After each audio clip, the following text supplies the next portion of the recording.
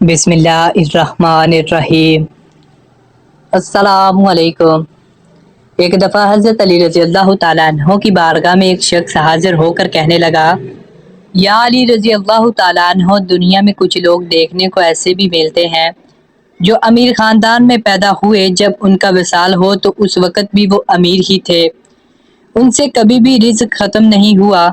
لیکن اس کے ساتھ ساتھ دنیا میں ایسے لوگ بھی پائے جاتے ہیں جو چند عرصے کے لیے امیر ہوتے ہیں لیکن وہ بعد میں پھر سے غریب ہو جاتے ہیں، رزق ان لوگوں سے چھین لیا جاتا ہے۔ اسی شخص نے پوچھا، یا علی رضی اللہ تعالیٰ عنہ، وہ کون سے ایسے گناہ ہیں جو رزق میں کمی لاتے ہیں، رزق کو ختم کر دیتے ہیں؟ حضرت علی رضی اللہ تعالیٰ عنہ نے فرمایا، اے انسان، 5 ایسے گناہ ہیں جس کو کرنے سے انسان کا رزق ختم ہو جاتا ہے، اس کے رزق میں آہستہ آہستہ کمی آنا شروع ہو جاتی ہے۔ اس شخص نے پوچھا، یا علی رضی اللہ تعالیٰ عنہ، وہ 5 گناہ کون کون سے ہیں؟ حضرت علی رضی اللہ تعالیٰ عنہ نے فرمایا کہ وہ 5 گناہ یہ ہیں۔ نمبر 1، سود کھانا۔ حضرت محمد صلی اللہ علیہ وآلہ وسلم کے پاس حضرت جبریل علیہ السلام اللہ تعالیٰ کا حکم لے کر پیش ہوئے۔ حضرت جبریل علیہ السلام نے فرمایا، اے اللہ کے نبی صلی اللہ علیہ وآلہ وسلم، جو لوگ سود کا کاروبار کرتے ہیں، سود پر چیزیں لیتے اور دیتے ہیں، ان لوگوں کے روز محشر اس طرح اٹھایا جائے گا کہ ان کے چہرے مسخ کر دیے جائیں گے۔ ایک بار حضرت محمد صلی اللہ علیہ وآلہ وسلم لوگوں میں خطاب فرما رہے تھے۔ آپ صلی اللہ علیہ وآلہ وسلم نے فرمایا، لوگوں، تم میں سے کوئی اپنی ماں کے ساتھ زنا کرنا پسند کرتا ہے؟ لوگوں نے جواب دیا، یا رسول اللہ صلی اللہ علیہ وآلہ وسلم، نہیں، ہم کو ایسے گناہ سے سخت نفرت ہے۔ حضرت محمد صلی اللہ علیہ وآلہ وسلم نے فرمایا کہ اتنا گناہ ماں کے ساتھ زنا کرنے کا نہیں ہے جتنا گناہ سود کا کاروبار کرنے والے کو ملتا ہے، جو سود کا مال لیتا اور دوسروں کو نفع رکھ کر دیتا ہے۔ رزق کے کم ہونے اور رزق کو ختم کرنے کی اصل وجہ سود کھانا ہے۔ حضرت شیخ سعدی رحمۃ اللہ علیہ فرماتے ہیں کہ ایک بار میں نے ایک نیا مکان خریدنا چاہتا تھا۔ میں مکان کی تلاش کر رہا تھا کہ ایک شرابی میرے پاس آ کر کہنے لگا، حضرت فلاں محلے میں ایک مکان ہے جو بہت ہی خوبصورت بنا ہوا ہے، آپ مکان ادھر ادھر تلاش کرنے کی بجائے فلاں مکان خرید لیں، میں بھی اسی محلے کا ہوں، اس طرح میں آپ کا ہمسایہ بن جاؤں گا، اس مکان میں کوئی عیب نہیں ہے۔ حضرت شیخ سعدی رحمۃ اللہ علیہ فرمانے لگے، اے نادان بندے، اس سے بڑا عیب اور کیا ہو سکتا ہے کہ تم میرا ہمسایہ بن جائے، کیونکہ تو سود کا کاروبار کرتا ہے، اس سے بڑا عیب اور کیا ہونا ہے؟ یہی تو سب سے بڑا عیب ہے کہ وہ مکان لینے سے تو میرا ہمسایہ بن جائے گا، اگر وہ مکان مجھے مفت میں بھی ملے تو میں ایسا مکان کبھی بھی نہیں خریدوں گا۔ حضرت شیخ سعدی رحمۃ اللہ علیہ نے فرمایا کہ تیرے مرنے کے بعد اس مکان کی قیمت 10 گنا سے بھی زیادہ بڑھ جائے گی۔ حضرت علی رضی اللہ تعالیٰ عنہ نے فرمایا کہ دوسرا سب سے بڑا گناہ کہ تم کسی نیک اور پرہیزگار عورت پر الزام لگاؤ، تہمت لگاؤ۔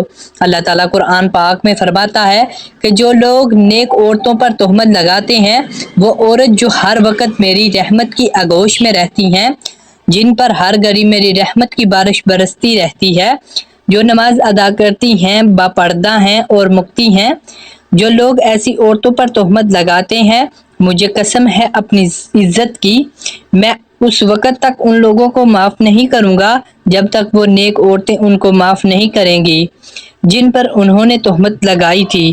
جس طرح ماں اپنی اولاد کے خلاف ایک لفظ بھی سننا پسند نہیں کرتی، اسی طرح اللہ تعالیٰ اپنے نیک بندوں کے خلاف بھی کوئی لفظ سننا پسند نہیں کرتے۔ حضرت عیسیٰ علیہ السلام کے پاس ایک بوڑھی عورت آئی، اس نے کہا کہ یا عیسیٰ علیہ السلام، میرے شوہر 30 دن پہلے وصال کر گیا، میں اس سے بہت محبت کرتی تھی، اب ہر روز میرا شوہر میرے خواب میں آتا ہے، میرے خواب میں آ کر مجھے کہتا ہے کہ میری قبر پر آ کر میری قبر کو کھود کر دیکھو، ہر روز میرے خواب میں آ کر یہی کہتا ہے کہ ایک بار میری قبر کھود کر میرا چہرہ تو دیکھ لو۔ یا عیسیٰ علیہ السلام، میں بہت ہی دور سے چل کر یہ مسئلہ آپ علیہ السلام کے پاس لے کر آئی ہوں۔ حضرت عیسیٰ علیہ السلام نے کہا کہ آؤ میں بھی آپ کے ساتھ آپ کے شوہر کی قبر کھودنے کے لیے جاتا ہوں۔ وہ دونوں اس قبرستان پہنچ گئے جہاں اس بوڑھی کے شوہر کی قبر تھی۔ قبرستان جا کر حضرت عیسیٰ علیہ السلام نے فرمایا کہ بتاؤ تیرے شوہر کی قبر کون سی ہے؟ بوڑھی عورت نے ہاتھ سے اشارہ کرتے ہوئے کہا کہ یا عیسیٰ علیہ السلام یہ قبر ہے۔ حضرت عیسیٰ علیہ السلام نے قبر پر کھڑے ہو کر اللہ تعالیٰ سے رو رو کر دعا کرتے رہے۔ دعا کرنے کے بعد حضرت عیسیٰ علیہ السلام نے فرمایا اے قبر کے اندر سونے والے، اللہ تعالیٰ کے حکم سے کھڑا ہو جا۔ اس قبر سے ایک ایسا انسان اٹھ کھڑا ہوا جس کو دیکھ کر بوڑھی نے زوردار چیخ ماری اور بے ہوش ہو کر گر گئی۔ وہ کھڑے ہونے والے انسان کا جسم تو انسانی تھا پر اس کا چہرہ مسخ کر دیا گیا تھا۔ جب تھوڑی دیر کے بعد اس عورت کو ہوش آئی تو حضرت عیسیٰ علیہ السلام نے اس زندہ ہونے والے سے دریافت کیا کہ تو نے دنیا میں کون سا ایسا گناہ کیا تھا جس کام کے بدلے تجھ کو اتنی بڑی سزا کا سامنا کرنا پڑ رہا ہے؟ اس نے جواب دیا حضرت عیسیٰ علیہ السلام، مجھ سے ایک گناہ ہو گیا تھا جس کی وجہ سے میرا چہرہ بگاڑ دیا گیا۔ حضرت عیسیٰ علیہ السلام نے پوچھا کہ وہ کون سا گناہ کی وجہ سے تیرا یہ حال ہوا ہے؟ اس قبر سے کھڑے ہونے والے انسان نے کہا کہ میں نے ایک اور پرہیزگار عورتوں پر تہمت لگا کر ان کا استعمال کیا کرتا تھا جس کی وجہ سے مجھے سزا بھگتنا پڑ رہی ہے۔ روز محشر بھی میں ان لوگوں کے ساتھ اٹھایا جاؤں گا جن کے چہرے مسخ کر دیے گئے ہیں۔ حضرت علی رضی اللہ تعالیٰ عنہ نے فرمایا کہ اللہ تعالیٰ کو کسی کا شریک ٹھہرانا بہت بڑا گناہ ہے۔ اللہ تعالیٰ کے ساتھ کسی کو شریک مت ٹھہراؤ، شریک مت کرو۔ روز محشر اللہ تعالیٰ ہر گناہ کو معاف کر سکتا ہے۔ اس کے گناہ چاہے آسمان اور زمینوں میں موجود چیزوں سے بھی زیادہ ہو۔ اگر اللہ تعالیٰ اس انسان کو چاہے تو معاف کر دے گا لیکن شرک کرنے والے کو کبھی بھی معاف نہیں کرے گا۔ کافر لوگوں کی کبھی بھی بخشش نہیں ہوگی۔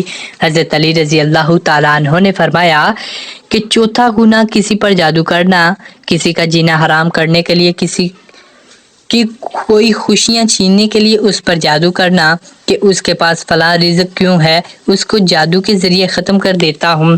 حضرت علی رضی اللہ تعالیٰ عنہ نے فرمایا کہ جادو کرنے والے انسان دار اسلام سے خارج ہو جاتا ہے۔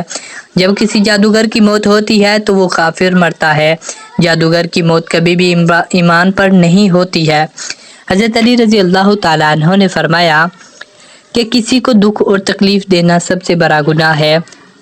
کسی کو دکھ دینا، کسی کا جینا حرام کر کے خود خوش ہونا، کسی کو رلا کر خود خوش ہونا سب سے بڑا گناہ ہے۔ حضرت علی رضی اللہ تعالیٰ عنہ نے فرمایا کہ ان 5 بندوں سے اللہ پاک روز قیامت تک حساب لے گا اور دنیا میں ان 5 بندوں سے اللہ تعالیٰ رزق چھین لیتا ہے۔ تو ملتے ہیں دوستو ایسی مزید ویڈیو کے ساتھ، اس وقت تک کے لیے اللہ حافظ۔ اللہ حافظ۔